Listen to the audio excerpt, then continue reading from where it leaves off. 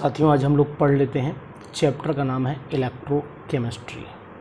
यानी कि अब हम जो टॉपिक डिस्कस करेंगे आपसे, उसका नाम आपको पता लग चुका होगा। नाम है इलेक्ट्रोकेमिस्ट्री। इलेक्ट्रोकेमिस्ट्री को हम लोग रिवाइज़ करेंगे, बहुत ही ईजी वे में रिवाइज़ करेंगे। इसे पे मिटा देता हूँ। ईजी वे में रिवाइज़ करेंगे और बहुत ही अच्छे कंसेप्ट के साथ कलेक्शन मैं आपको प्रोवाइड करवाऊँगा। और ये कलेक्शन बहुत ही इम्पॉर्टेंट है, मैं आपको ये बता दूँ। ये कलेक्शन जो है, ये आपको इकट्ठा एक जगह मटेरियल मिलना थोड़ा सा मुश्किल लगेगा, लेकिन देखिए मैंने किस तरीके से कलेक्शन करके इसको आपके सामने रखा है, वो आप देखें। कि सबसे पहले हम लोग बात कर लेते हैं कि सब्सटेंस क्या होता है। सब्सटेंस जो इलेक्ट्रोलाइट यानी कि नॉन इलेक्ट्रोलाइट पढ़े होंगे आपने, उसी तरीके से जितने भी सब्सटेंस हैं उसको दो पार्ट में डिवाइड किया है। एक नॉन कंडक्टर और एक होते हैं आपके कंडक्टर। नॉन कंडक्टर पता है, जिनमें से इलेक्ट्रिसिटी पास ना हो सके, और कंडक्टर्स आर दो substances through which electric current can be passed, and this can be divided into two parts. One is called electrolyte and other is called metallic conductor. Electrolytes are those substances through which electric current can be passed in molten or in aqueous state, while in metallic conductors are those through which electric current can be passed in solid state without any chemical change, और electrolyte में chemical change हो जाएगा। Electrolytes are further divided into strong electrolytes and weak electrolytes. Strong electrolytes are those which can dissociate parts completely, while weak electrolytes are those which dissociate partially.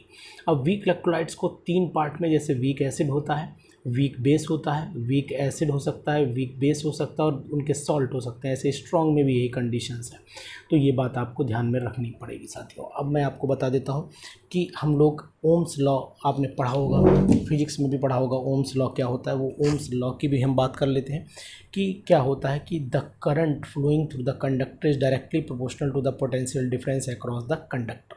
V is directly proportional to I हो जाएगा, V is equal to IR हो जाएगा। R is the proportionality constant कहलाएगा यहाँ पर, जिसे हम लोग रेजिस्टेंस के नाम से जानते हैं। रेजिस्टेंस अब क्या चीज़ है कि रेजिस्टेंस की अगर हम लोग बात करते हैं तो रेजिस्टेंस जो होता है वो कैसे डिफाइन करेंगे। Resistance is defined as the hindrance, रुकावट in the path of flow of the electricity. यानी कि इलेक्ट्रिसिटी के रास्ते में जो रुकावट पैदा हो जाती है उसी को हम लोग रेजिस्टेंस से R से रिप्रेजेंट करते हैं। और इसकी जो यूनिट होती है, यूनिट याद कर लेना, यूनिट ओम होती है, पता होगी आपको। ये TGT में भी क्वेश्चन आ सकता है, इस बात का आपको ध्यान रखना पड़ेगा। अब हम लोग क्या देखते हैं कि अगर हम फार्मूले को देखें तो resistance is directly proportional to length and inversely proportional to area of cross section, उसी से ये चीज़ डिराइव कर दी गई है। और यहाँ पर R इज इक्वल टू, कुछ किताबों में रो लिखा जाता है, रो L अपॉन A, और कुछ जगह जो है यहाँ पर इन्होंने S लिख दिया है। तो मैं इसको फिलहाल रो L upon A he represent करता हूँ। S जिस से मैंने मैटर उठाया उसमें S दिया हुआ था, तो मैं आपको यहाँ पर S दिखा दे रहा हूँ। S यहाँ पर स्पेसिफिक रेजिस्टेंस है, जहाँ पर मैं रो को स्पेसिफिक रेजिस्टेंस बोलता हूँ। तो अब इसे हम कैसे रिप्रेजेंट करते हैं, इसे रेजिस्टिविटी के नाम से भी जाना जाता है। अब मैं आपको ये बता देता हूँ कि एंड L अपॉन A को सेल कांस्टेंट बोलते हैं। तो ये फार्मूला आपका बन जाएगा R is equal to rho into cell constant भी बना सकते हैं इसे। अब स्पेसिफिक रेजिस्टेंस जो होता क्या, रो एक्चुअल में है क्या। अगर L की वैल्यू हम लोग, भाई अगर हम रो लिखें तो रो इज इक्वल टू क्या होगा, R A अपॉन L हो जाएगा। अगर A एरिया क्रॉस सेक्शन है 1 सेंटीमीटर स्क्वायर मान लीजिए, और L लेंथ है, यूनिट लेंथ मान लीजिए इसे, तो अब इसकी डेफिनेशन जो निकल करके आएगी वो आपके सामने हो जाएगी कि क्या होगा, rho is the specific resistance of a conducting wire having area of cross section unit, यानी यूनिट के area of cross section and unit length ऐसे बोल सकते हैं। तो वही चीज़ हमारे सामने स्पेसिफिक रेजिस्टेंस, बहुत ही इंपॉर्टेंट है ना, इसको आपको ध्यान में रखना पड़ेगा। यूनिट इसकी पूछी जाती है, ओम सेंटीमीटर होती है। इसकी यूनिट आपको लिखी हुई ओम सेंटीमीटर होती है। ओम R की होगी और नीचे सेंटीमीटर, ऊपर सेंटीमीटर स्क्वायर, एक कट जाएगा तो आपका ऊपर सेंटीमीटर ही बचेगा। वही तरीका यहाँ लगाया गया है। अब यहाँ पर कंडक्टेंस रेसिप्रोकल होती है रेजिस्टेंस के, C is equal to 1 upon R हो जाएगा, है ना। यूनिट क्या होगी, ओम इनवर्स। ओम इनवर्स को हम लोग मोह या साइमन के नाम से भी रिप्रेजेंट करते हैं। तीनों यूनिट पूछी जा सकती है। यूनिट का विशेष ध्यान रखेंगे इस टॉपिक में से। स्पेसिफिक कंडक्टेंस क्या होती है, इस जैसे स्पेसिफिक रेजिस्टेंस था वैसे स्पेसिफिक कंडक्टेंस हो जाएगी। स्पेसिफिक रेजिस्टेंस जो था वो आपने देखा था कि इससे पहले हमने यहाँ पर स्पेसिफिक रेजिस्टेंस पढ़ा था। देखिए यहाँ पर पढ़ा था, ये स्पेसिफिक रेजिस्टेंस ये है ना, it is the resistance of conductor of A length, वही चीज़ मैंने आपको बताई थी, उसी तरीके से यहाँ पर ये स्पेसिफिक रेजिस्टेंस की जगह स्पेसिफिक कंडक्टेंस भी है। इसे हम लोग कप्पा से रिप्रेजेंट करते हैं। ये कप्पा होता है, बप्पा ना समझना, कप्पा, KPPA कप्पा होता है, KPPA, या ऐसे लिखो KAPPA कापा, ये कप्पा बोलते हैं इसे हम लोग, ध्यान रखिएगा। इस तरीके से रिप्रेजेंटेशन इसका हो सकता है। तो कप्पा इज इक्वल टू क्या होगा, 1/ρ, रो की वैल्यू पुट कर दीजिए तो ये आ जाएगा। यूनिट की याद रखिएगा, specific resistance ohm inverse centimetre inverse, ये यूनिट का खेल यहाँ पर बहुत होता है। Specific conductance is the conductance of a conductor of length 1 centimetre and area of cross section 1 centimetre square हो जाएगा।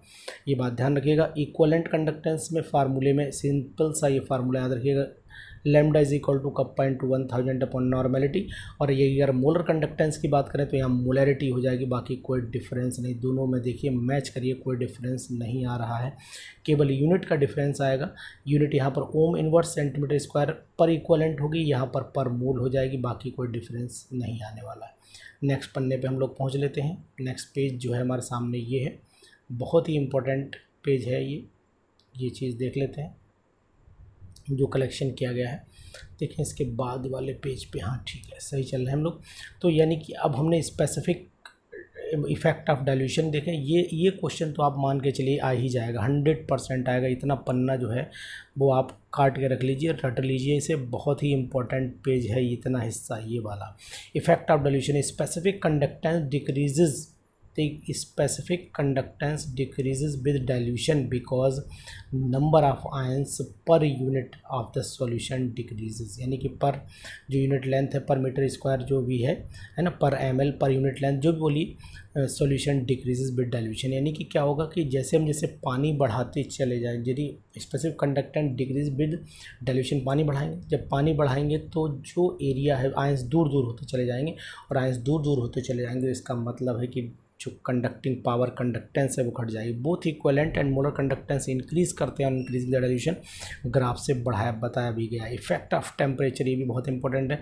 मेटेलिक कंडक्टेंस टेम्परेचर के रेसिप्रोकल होती है, जबकि इलेक्ट्रोलाइटिक कंडक्टेंस टेम्परेचर के डायरेक्टली प्रोपोर्शनल होती है। These are very important terms, you can learn easily and they becomes beneficial for the examination, coming examination 2021। Kohlrausch law को याद रखिएगा। इनफाइनाइट डाइल्यूशन पे जो आयंस होते हैं उनकी सम, कैटायन एंड आयन का सम कर दीजिए, उसी को हम लोग molar conductivity eight infinite dilution बोला जाता है ना। उसी को कोलरिश ने एक्सप्लेन किया था। अब कोई भी वीक इलेक्ट्रोलाइट है, डिटर्मिनेशन ऑफ इक्विवेलेंट कंडक्टेंस, और वीक इलेक्ट्रोलाइट अगर हम देखते हैं तो लैम्डा एंड CH3COOH को तोड़ दीजिए, CH3COO निगेटिव और CH3COO लैम्डा क्या हो जाएगा, H पॉजिटिव। इस तरीके से इसको हम लोग ब्रेक करके भी समझ सकते हैं। नेक्स्ट आ जाइएगा, इसको आप ध्यान रखिएगा, ये फार्मूला जो है न्यूमेरिकल पे ये दोनों फार्मूले न्यूमेरिकल में बहुत ही अच्छी मदद करेंगे आपकी।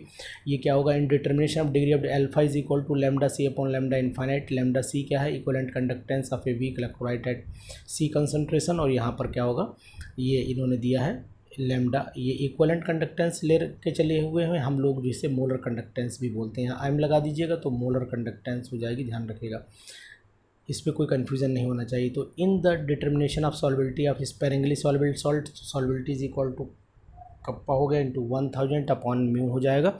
तो इस तरीके से आप इनको चीज़ों को ध्यान में रखेंगे। फार्मूले बहुत ही काम के, बहुत ही इंपॉर्टेंट हैं, आपके काम आने वाले हैं फार्मूले, ध्यान दीजिएगा। नेक्स्ट, ट्रांसपोर्ट नंबर का फार्मूला याद रखिएगा। ट्रांसपोर्ट नंबर क्या होता है, transport number of an electrolyte is the fraction of total current carried by the ions. कितने आयंस कितना करंट ले जा रहे हैं। इलेक्ट्रोलिसिस की बात करें तो इलेक्ट्रोलिसिस में भाई अगर NaCl का इलेक्ट्रोलिसिस करेंगे तो Na पॉजिटिव Cl करेंगे, लेकिन इसमें एक चीज़ इंपॉर्टेंट है कि अगर मान लीजिए हमने एक्वस सॉल्यूशन का इलेक्ट्रोलिसिस किया, तो एक्वस सॉल्यूशन के इलेक्ट्रोलिसिस में जो कैथोड पे हमें सोडियम नहीं मिलता, कैथोड पे हमें हाइड्रोजन मिलेगी और एनोड पर क्लोरीन मिलेगी।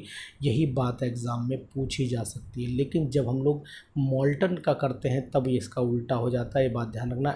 Hydrogen is release at cathode, है ना, ये बात याद रखिए जब एक्वस रहेगा, लेकिन जब मोल्टन होगा तो फिर H नहीं मिलेगा, हाइड्रोजन नहीं मिलेगा, सोडियम मिलेगा। फैराडे का फर्स्ट लॉ क्या है, फैराडे का फर्स्ट लॉ ये कहता है ड्यूरिंग द इलेक्ट्रोलिसिस, यानी कि mass of a substance deposited at any electrode is directly proportional to the quantity of electricity passed हो जाता है। तो W is directly proportional to Q हो जाएगा, ZQ हो जाएगा, Q is equal to IT होता है फार्मूले को ब्रेक करके। यहाँ पर Z क्या है, इलेक्ट्रोकेमिकल इक्विवेलेंट। अगर I की वैल्यू 1 एम्पियर कर दें, टाइम 1 सेकेंड कर देते हैं, तो यानी कि electrochemical equivalent is defined as the amount of substance deposited at any electrode when 1 ampere current is passed for 1 second. इस तरीके से पूछा जा सकता है। नेक्स्ट आ जाइए, नेक्स्ट पेज पे आइए, बहुत ही इंपॉर्टेंट, थोड़ा सा पेज ब्लर कर गया है, कोई दिक्कत नहीं, लेकिन हम समझा देंगे आपको। यहाँ पर क्या है कि Z is equal to E/965, ये ध्यान रखिएगा। ये 96500 कहाँ से आता है, ये आप लोग सभी जानते होंगे कि कैसे निकाला जाता है कि भाई एक मोल, भाई एक इलेक्ट्रॉन पे चार्ज कितना होता है, 1.6 × 10⁻⁹ कूलम होता है, जबकि एक मोल पे कितना होगा, निकाल दीजिएगा, आंसर फिर यही आएगा, है ना। ये बात आपको ध्यान रखनी पड़ेगी। नेक्स्ट फैराडे का सेकंड लॉ क्या कहता है, the amount of substance liberated and any electrode is equal to its equivalent weight, तो ये बराबर रहता है, ये ध्यान रखेंगे। इलेक्ट्रोकेमिकल सेल क्या होता है, इलेक्ट्रोकेमिकल सेल वो होता है जिसमें केमिकल एनर्जी को इलेक्ट्रिकल एनर्जी में कन्वर्ट करते हैं, और इलेक्ट्रोलिटिक सेल वो होता है जिसमें इलेक्ट्रिकल एनर्जी को केमिकल एनर्जी में कन्वर्ट करते हैं। वहाँ केमिकल टू इलेक्ट्रिकल, यहाँ इलेक्ट्रिकल टू। अब यहाँ पर गैल्वेनिक वोल्टेक सेल जो होता है वो एक इलेक्ट्रोकेमिकल सेल होता है। ये 12th में आपने पढ़ा भी होगा, पढ़ाया भी होगा। दोनों काम यहाँ पर लेफ्ट हैंड साइड में, ये लेफ्ट है LOAN, left oxidation anode negative होता है, ये RRCP होता है, राइट रिडक्शन कैथोड पॉजिटिव होता है। यहाँ पर लेफ्ट में हमेशा ऑक्सीडेशन होगा, और ऑक्सीडेशन जिस टर्मिनल पर होगा वो नेगेटिव टर्मिनल होगा और एनोड कहलाएगा। यहाँ पर क्या होगा, नेट रिएक्शन देखते हैं। सॉल्ट ब्रिज एक यू शेप होता है। सॉल्ट ब्रिज का फंक्शन क्या होता है, आपने पढ़ा होगा कि ये जो है इलेक्ट्रिकल न्यूट्रलिटी को मेंटेन रखता है, सर्किट को कंप्लीट करता है। इलेक्ट्रोलाइट्स में इनर्ट लिया जाता है, KCl एंड KNO3, K2SO4 इन अगार अगार लिया जाता है ना। इसको ध्यान रखिएगा। इसके बाद आपको पढ़ लेना electrode potential. Electrode potential oxidation और रिडक्शन दोनों सेम ही होते हैं, लेकिन साइन अपोजिट होता है, यानी जितना इलेक्ट्रॉन लॉस होगा उतना इलेक्ट्रॉन गेन होगा। तो इसका मतलब वैल्यू तो सेम ही रहेगी, न्यूमेरिकल वैल्यू तो सेम रहेगी, लेकिन साइन अपोजिट रहता है, ये बात ध्यान रखिएगा। और आपको मैं एक चीज़ और बता दूं, जितनी भी वैल्यू हम लोग यूज़ करेंगे वो सब रिडक्शन पोटेंशियल पे यूज़ करेंगे, और रिडक्शन पोटेंशियल पर वैल्यू यूज़ करेंगे तो E cell is equal to होता है E not cell, E not right minus E not left हो जाता है। ये सभी रिडक्शन पे निकाली जाएंगी, और रिडक्शन पे जब वैल्यू निकाली जाती है तो हमेशा पहले आयन फिर मेटल होता है, ये बात आपको ध्यान रखनी पड़ेगी। जैसे कि E यहाँ पर Mn पॉजिटिव / M है, तो ये इसका मतलब आयन और मेटल, ये रिडक्शन पोटेंशियल। अगर पहले मेटल लिखा है फिर आयन लिखा है तो इसका मतलब ये ऑक्सीडेशन पोटेंशियल है, हमें रिडक्शन पे निकालना रहता है, जिससे कोई दिक्कत नहीं आएगी। अब यहाँ पर स्टैंडर्ड हाइड्रोजन इलेक्ट्रोड की बात करें, शी और नी के नाम से जाना जाता है। ये दोनों का रेफरेंस इलेक्ट्रोड की तरह काम करता है। ये इसके अंदर जो हाफ रिएक्शन होती है भाई, वो इसके जो वोल्टेज होते हैं वो 0.0 वोल्ट होते हैं। हाफ रिएक्शन में क्या होगा कि जब ये भाई अगर कहीं पर ये काम करता है, मान लो इसने इलेक्ट्रॉन लॉस किया, जब लॉस करेगा तो ऑक्सीडेशन हाफ पोटेंशियल क्रिएट करेगा, यानी ऑक्सीडेशन हाफ सेल कहलाएगा। उसके बाद रिडक्शन हाफ सेल भी हो सकता है, इस बात का भी आपको ध्यान रखना पड़ेगा। कैलोमल इलेक्ट्रोड क्या होता है, ये भी ध्यान रखना पड़ेगा। कैलोमल इलेक्ट्रोड में क्या होगा कि ये मरकरी को, कैलोमल नाम जो है वो मरकरी का नाम बोला जाता है, इसलिए इसे कैलोमल इलेक्ट्रोड Hg2Cl2 जो है वो कैलोमल कहलाता है। ध्यान रखेंगे तो गलती नहीं होगी। तो ये हमने आपको बताया इलेक्ट्रोड्स के बारे में। अब नेक्स्ट पन्ने पे पहुंच लेते हैं। नेक्स्ट पन्ने पे देखिए क्या कलेक्शन में लाया हूँ। ये कलेक्शन आपको मुश्किल से मिलेगा। अगर फ्यूज्ड NaCl को तोड़ेंगे तो प्रोडक्ट एनोड पे क्लोरीन मिलेगी और प्रोडक्ट कैथोड पे सोडियम मिलेगा, लेकिन एक्वस को तोड़ेंगे तो हाइड्रोजन क्लोरीन मिलेगी, कलेक्टिवली नहीं मिलेगा। डाइल्यूट NaCl को तोड़ेंगे तो फिर ऑक्सीजन और H2 मिलेगा। इन दोनों में डिफरेंट है। डाइल्यूट NaCl वहाँ पर मोल्टन है या एक्वस है, डाइल्यूट और जानते होंगे ना, समझते होंगे। रॉड ग्रेफाइट प्लेटिनम की लेनी पड़ेगी, ये इंपॉर्टेंट बात है। एक्वस NaCl लिया, और अगर इलेक्ट्रोड मरकरी का है, यहाँ इलेक्ट्रोड का ध्यान विशेष देना, मरकरी का है तो क्लोरीन मिलेगी और आपका reduction of sodium hydrogen release हो जाएगी, ध्यान रखिएगा। फ्यूज्ड NaCl लेंगे तो फिर अगर तो यहाँ पर O2 मिलेगा और यहाँ पर आपका सोडियम। ये फ्यूज्ड वाली कंडीशन वही है जो पहली वाली कंडीशन है वहाँ पर, लेकिन यहाँ पर फ्यूज्ड NaOH लिया हुआ है, NaCl नहीं है, बात ध्यान रखना, यहाँ NaCl है, बस इतना डिफरेंस है, इसलिए यहाँ क्लोरीन मिल रही है, यहाँ पर O2 मिल रहा है। इसी तरीके से पूरी आप लिस्ट को देख लीजिए, ये चीज़ें सब याद कर लीजिएगा। मैं आपके सामने ये रख रहा हूँ, बिल्कुल बहुत ही इम्पोर्टेंट है। कौन सी चीज़ कहाँ आएगी पता नहीं, लेकिन इम्पोर्टेंट आपके लिए बहुत बन जाएगी, ये ध्यान रखेंगे। नेक्स्ट हम लोग पहुँच जाते हैं। ये देखिए कितना बढ़िया मटेरियल आपके लिए प्रोवाइड कर रहा हूँ। ये इसमें क्या है, name of the battery. Dry cell में एनोड जिंक का होता है, कैथोड ग्रेफाइट MnO2 और कार्बन का होता है, जबकि इलेक्ट्रोलाइट NH4Cl और जिंक क्लोराइड होता है। इसी तरीके से लेड स्टोरेज बैटरी का याद कर लेना, निकल कैडमियम H2O2 फ्यूल सेल। ये कहाँ यूज़ हुआ था आपको बता देता हूँ, अपोलो स्पेस मिशन में यूज़ हुआ था। क्योंकि ये अपोलो स्पेस मिशन में एक तो इससे पॉल्यूशन नहीं हो रहा था, दूसरा ये वाटर प्रोड्यूस कर रहा था, सबसे खास बात है, और ये इसकी कंटिन्यूस सप्लाई मिल रही थी एनर्जी की, इसीलिए इसको यूज़ किया गया था किसमें, अपोलो स्पेस मिशन में। इसके बाद मैंने इतना मटेरियल आपको प्रोवाइड करवा दिया। ये एक ऐसा मटेरियल है जो बहुत ही सफिशिएंट है आपके लिए, आप इसे पढ़ लेंगे। इसमें नस्ट इक्वेशन का शायद यूज़ नहीं हो पाया है, तो मैं अभी आपको बता देता हूँ कि नस्ट इक्वेशन का रोल क्या है। तो अब कुछ बातें आप मेरी जान लीजिए, वो मैं आपको बता देता हूँ कि नस्ट इक्वेशन का रोल क्या है। एक तो मैं आपको ये बता दूँ कि नस्ट इक्वेशन क्या होती है, ये आपको पता होना चाहिए। E cell is equal to हो जाता है आपका ई नॉट सेल माइनस, यहाँ पर आ जाएगा आपका 0.0591 upon n log initial concentration, मतलब concentration of product upon concentration of reactant. इसे भी आप ध्यान रखिएगा। इस पर न्यूमेरिकल ये मैंने कैलकुलेटेड वैल्यू आपके सामने रख दी हैं, तो इन चीज़ों को भी आप बहुत ही ध्यान रखेंगे। और साथ में मैं आपको बताता हूँ कि क्या क्या चीज़ आपको और याद रखनी है जो बहुत ही इम्पॉर्टेंट है इलेक्ट्रोकेमिस्ट्री से रिलेटेड। इलेक्ट्रोकेमिस्ट्री में कुछ चीज़ें ऐसी हैं जो बहुत ही काम आएंगी, आपको कैलकुलेट करने में मदद करेंगी, और वो चीज़ें क्या हो सकती हैं वो मैं आपको बताने जा रहा हूँ। तो सबसे पहले नोट करिएगा, एक तो ये फार्मूला याद कर लेना, बहुत ही काम आएगा। उसके बाद एक फार्मूला आपको ध्यान रखना है, delta G not is equal to -NFE0 cell. इस पे भी खूब न्यूमेरिकल आते हैं, इसके न्यूमेरिकल्स आपको छोड़ना नहीं, किसी भी कीमत में नहीं छोड़ना, क्योंकि कारण ये है कि ये न्यूमेरिकल परेशान बहुत करते हैं। तो आपको ये न्यूमेरिकल ज़रूर कर लेना है, बिल्कुल नहीं छोड़ना है। Delta G not is equal to -NFE0 cell के न्यूमेरिकल्स आपको बिल्कुल कर रहे हैं। अब मैं आपको एक चीज़ और बता देता हूँ कि फार्मूला आपको याद रखना पड़ेगा। E naught cell is equal to यहाँ पर 2.303 RT अपॉन NF हो जाएगा, और इसी के बाद यहाँ पर log Kc आ जाता है।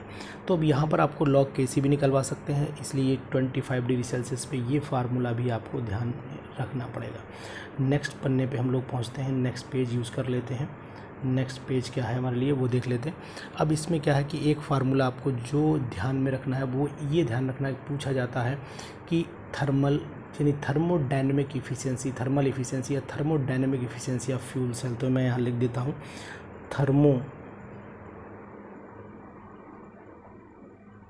थर्मोडायनेमिक इफ़िशियंसी, ये पूछा गया formula. Efficiency of fuel cell कितनी होती है, फ्यूल सेल क्या होती है वो मैं आपको बता देता हूँ। यहाँ पर ईटा इज़ इक्वल टू हो जाएगा delta G upon delta H, ये फार्मूला भी पूछा गया। अब डेल्टा G को -NF, यहाँ पर ई नॉट सेल, अगर यहाँ नॉट सेल है तो नॉट सेल ले लीजिएगा, अदरवाइज़ यहाँ डेल्टा H लिख दीजिएगा।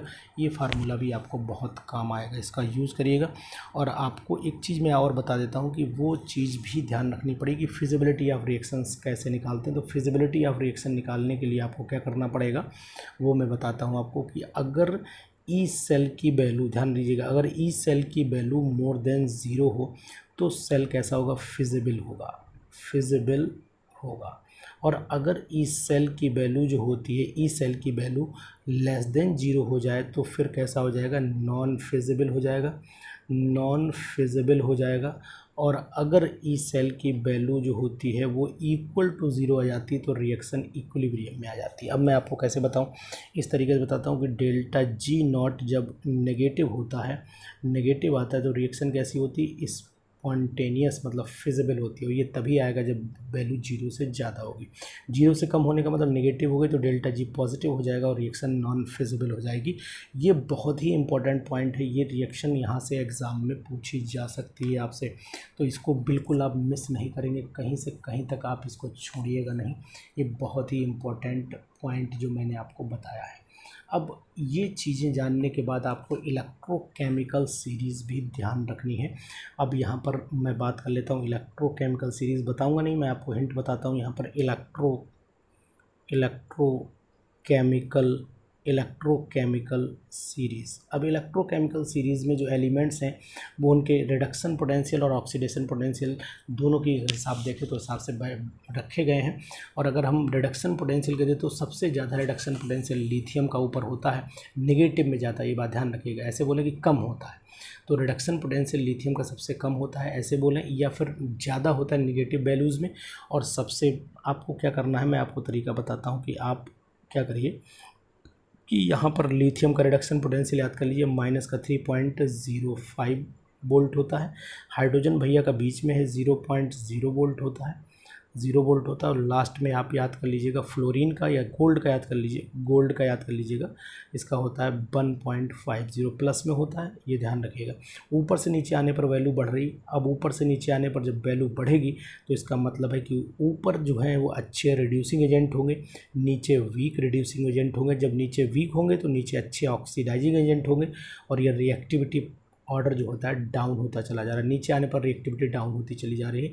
ये बात भी आपको ध्यान रखनी पड़ेगी। अब यहाँ पर इसके लिए मैंने अपने इसी चैनल पर बताया हुआ है कि कैसे रिएक्टिविटी सीरीज़ को याद करें। तो सिंपल कुछ एलिमेंट्स को याद करने का, सभी तो नहीं है लेकिन सिंपल कुछ एलिमेंट्स को याद करने का उसमें तरीका भी मैंने बताया है। सॉल्ट ब्रिज का फंक्शन आपको बता दिया, सॉल्ट ब्रिज में कौन ले सकते हैं, ये सिंपल बातें मैंने आपको सब बता दी हैं। और एक चीज़ आपको और बता दें कि यहाँ इस चैप्टर में कुछ चीज़ें जो अक्सर पूछ ली जाती है, जैसे कोरोजन को आप एक बार पढ़ लीजिए, कोरोजन ध्यान से पढ़ लीजिएगा। रिएक्टिविटी सीरीज से रिलेटेड कौन किसको रिप्लेस कर देगा, इस बात का ध्यान रखिएगा। और एक्शन जब एसिड का होता है तो उस चीज़ को भी ध्यान रखिएगा। एसेशन रीजन क्वेश्चन भी आते हैं, उन कैटेगरी के क्वेश्चन को भी ध्यान में आप रखेंगे। इन सब चीज़ों को पढ़ते हुए मैंने आपको रिवाइज़ कराया सिंपल वे में, सिंपल तरीके से इलेक्ट्रोकेमिकल चैप्टर, इलेक्ट्रोकेमिकल सीरीज़ बोलें या फिर हम इलेक्ट्रोकेमिस्ट्री बोलें ना, रिडॉक्स बोलें। तो रिडॉक्स की भी मैं आपको यहीं पर बात बता देता हूँ। कुछ चीज़ें रिडॉक्स में ज़रूर पढ़ लीजिएगा जो बहुत ही काम आती हैं। जैसे मैं आपको बताता हूँ, अब थोड़ी सी रिडॉक्स की भी बात कर लेता हूँ। जब चैप्टर शुरू हुआ है तो चलना चाहिए। यानी यहाँ पर अगर हम लोग रिडॉक्स की बात करते हैं तो ये रिडॉक्स चैप्टर होता है। इसके अंदर ऑक्सीडेशन और रिडक्शन, ये दो कंसेप्ट तो चलते ही पता ही है आपको, ऑक्सीडेशन एंड रिडक्शन। इनकी बात बहुत ज़्यादा नहीं ज़रूरी, लेकिन ज़रूरी इसमें जो है वो मैं आपको बताता हूँ। ज़रूरी है इसके अंदर oxidation number. Oxidation number exceptional cases का जरूर ध्यान रखिएगा। एक्सेप्शनल केसेस में जो ऑक्सीडेशन नंबर आएंगे वो कौन कौन से ऑक्सीडेशन नंबर आएंगे, जैसे कि अगर हम बात करें H2SO5 में, जिसे हम लोग कैरोज एसिड के नाम से जानते हैं, कैरोज एसिड के नाम से जानते हैं, तो इसका ऑक्सीडेशन नंबर सल्फ़र का ध्यान रखिएगा +6 आएगा, क्योंकि इसके अंदर परऑक्साइड बॉन्डिंग होती है, पता होगा आपको। H2S2O8 इसे हम लोग मार्शल एसिड के नाम से जानते हैं। ये भी फेमस क्वेश्चन है पीजीटी का, मार्शल एसिड के नाम से जानते हैं, इसमें भी 6 आएगी। ये बात भी आपको ध्यान रखनी पड़ेगी। नेक्स्ट पेज पे हम लोग जब पहुंचते हैं तो यहाँ पर हमें CRO5 जो होता है ये बटरफ्लाई लाइक स्ट्रक्चर होता है। CR ऐसे बनाते हैं, O ऐसे बनाते हैं, O ऐसे बनाते हैं, ये CRO5 का स्ट्रक्चर है। इस तरीके से बटरफ्लाई की तरह स्ट्रक्चर है। यहाँ पर ये ऑक्सीजन -1 है, ये -1 है, ये -1 है, ये -1 है, ये -2 टोटल प्लस का। इसमें CR की जो ऑक्सीडेशन स्टेट आती है वो +6 आती है, क्योंकि ये परऑक्साइड की ऑक्सीजन ली गई। इसी तरीके से कुछ एक्सेप्शंस आपको और मैं बता देता हूँ, वो मैं आपको बताता हूँ इसी तरीके से, इसी पेज पे बताता हूँ। जैसे कि ब्लीचिंग पाउडर अगर हम लेते हैं, ब्लीचिंग पाउडर CaOCl2, तो कभी पूछा जाए कि बताइए इसमें क्लोरीन की ऑक्सीडेशन स्टेट क्या है, तोड़ दीजिएगा। Ca डाई पॉजिटिव प्लस, तो ये टूटेगा, 2 हिस्सों में टूट जाएगा, यानी Cl नेगेटिव में और OCl नेगेटिव में टूटेगा। तो यहाँ पर तो -1 आएगी, यहाँ पर +1 आएगी Cl की ऑक्सीडेशन स्टेट, और यहाँ कैल्शियम। तो Cl की ऑक्सीडेशन स्टेट -1 भी होती है, +1 भी होती है। ये ब्लीचिंग पाउडर के फार्मूले में आपको पता लग रहा होगा, ये बात ध्यान दीजिएगा, बहुत ही इंपॉर्टेंट है। इसी तरीके से ऑक्सीडेशन स्टेट निकालना आपको आती होगी, क्योंकि आप MSc करे हुए हैं, पढ़े लिखे लोग हैं, कोई ऐसी दिक्कत नहीं। लेकिन कुछ ऑक्सीडेशन स्टेट्स मैंने आपको बता दी जो बहुत ही इंपॉर्टेंट है, जो बहुत ज़्यादा पूछी जाती हैं ये। और कुछ एलिमेंट्स की जो ऑक्सीडेशन स्टेट होती है उनको भी आपको याद रखना है, और वो कौन कौन सी, जैसे कि अगर मैं बात कर देता हूँ तो उनकी बात ही, जैसे कार्बन मोनोऑक्साइड CO, इसकी 0 ऑक्सीडेशन स्टेट होती है। अमोनिया है, अमोनिया की ऑक्सीडेशन स्टेट 0 होती है, गंगा जल है इसकी ऑक्सीडेशन स्टेट 0 होती है। ये सभी 0 ऑक्सीडेशन स्टेट रखने वाले एलिमेंट्स हैं और किसी भी मेटल की फ्री स्टेट में भी ऑक्सीडेशन स्टेट 0 ही होती है। तो ये सब बातें पढ़ लीजिएगा। यहाँ ना तो बैलेंसिंग सीखनी है, केवल रिएक्शन को आपको समझना चाहिए। रेडॉक्स क्या होता है, ऑक्सीडाइजिंग और रिड्यूसिंग एजेंट की बात भी आप ज़रूर करिएगा, क्योंकि रिड्यूसिंग और ऑक्सीडाइजिंग एजेंट भी बहुत पूछा जाता है, तो इस टॉपिक को भी आप ध्यान दीजिएगा। एक तो रिड्यूसिंग एजेंट कौन किसको रिड्यूस करता है, और दूसरा होता है आपका ऑक्सीडाइजिंग एजेंट। ये ज़रूर पूछे जाते हैं, इनको ध्यान रखिएगा, कौन रिड्यूसिंग है कौन ऑक्सीडाइजिंग एजेंट है। ये कुछ फेमस टर्म्स हैं, इनको आप पढ़ लीजिएगा। तो दोस्तों, ये मैंने एक छोटे से समय में ज़्यादा पढ़ाने की कोशिश की। अगर आपको ये चीज़ पसंद आई हो तो इस वीडियो को शेयर ज़रूर करिएगा, और अगर आप मेरे चैनल पर नए हैं तो प्लीज़ को सब्सक्राइब भी कर दीजिएगा। Thank you, have a nice day, bye bye.